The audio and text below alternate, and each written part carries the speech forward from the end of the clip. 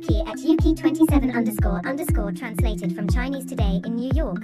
I met up with a friend working in neuromedicine, who's currently developing brain-computer interfaces.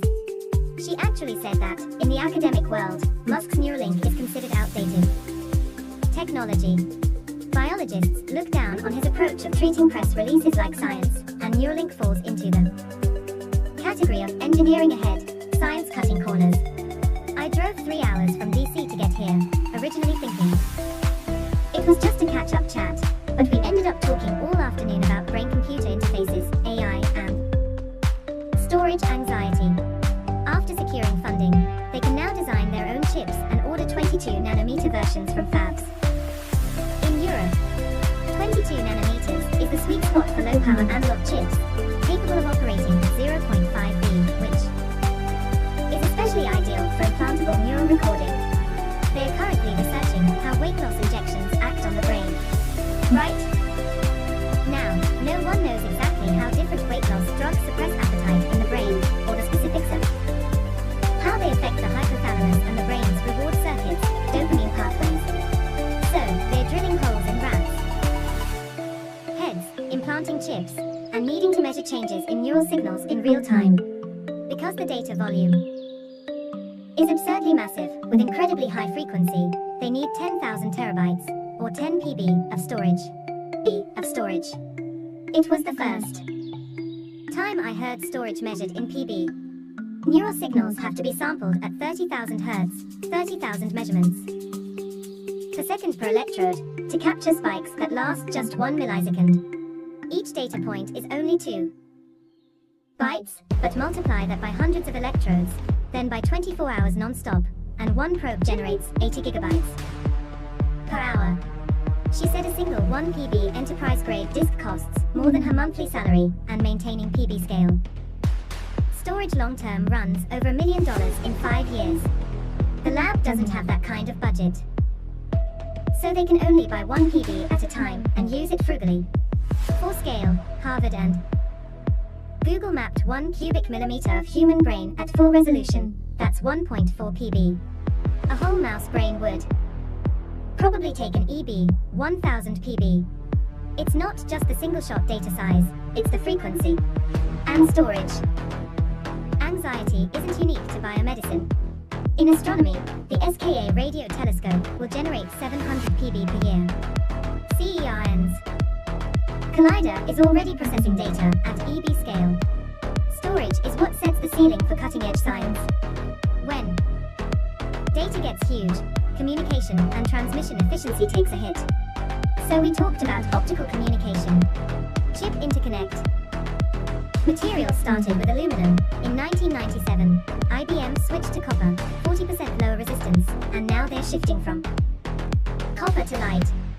This lines up perfectly with what Jensen Huang said at GTC in March 2025. NVIDIA released a silicon photonics plus co-packaged optics (CPO) switch to scale AI data centers to 1 million parts. Why does copper have to give way to light? Because the faster the speed, the shorter the distance. Copper can transmit at high frequencies. Copper skin effect and losses skyrocket. At 1.6 TbS, a copper wire can't even span the height of a rat. So signals have to become lasers. Beyond storage, lab animal costs are sky high too. A lab monkey costs $35,000 to $50,000 just to acquire and factor in user. Specialized feeding, surgeries, vet care, and institutional management fees, the full life cycle easily tops $100,000 per monkey. A mouse is $80 and you're paying for it. And you're paying for its genetic purity. I asked, why use mice and monkeys, not rabbits? She said mice come with a full genetic toolkit, 24,000 ready-made strains, gene knockouts, optogenetics, and monkeys. Because their brain structure is closest to humans. Rabbits are middling in intelligence, and don't excel at either. Genetic toolkit, 24,000 ready-made strains. Because their brain structure is closest to humans. Rabbits are middling in intelligence, and don't excel at either. End, so they're not used. Now, a lot of AI companies are poaching people like her who do brain research, and there are 2 reasons. The first is efficiency. The human brain is the most energy efficient computer on Earth. It handles vision, language, movement, reasoning, all in parallel, for just 20 watts, about a dim light bulb. A high-end AI chip, by contrast, guzzles 300 to 700 watts, and training large models can hit megawatts, or even gigawatts. The difference is that computers are fundamentally binary, 0 and 1, with transistors flipping like mad at gigahertz frequencies. The brain is analog and sparsely firing. Neurons only light up and consume energy when needed. AI companies want to borrow that efficiency. So right now, the hottest job at AI firms is neuroscientist. The second layer is subtler. We actually have no clue how the brain works, and AI isn't exactly the same. But Anthropic found that when AI answers you, it's actually thinking up its own internal stuff, and the reasons it gives out loud aren't necessarily honest. For example, researchers secretly fed Claude a wrong answer as a prompt, and it would spin a plausible chain of reasoning around it, admitting it used the prompt only 25% to 39% of the time.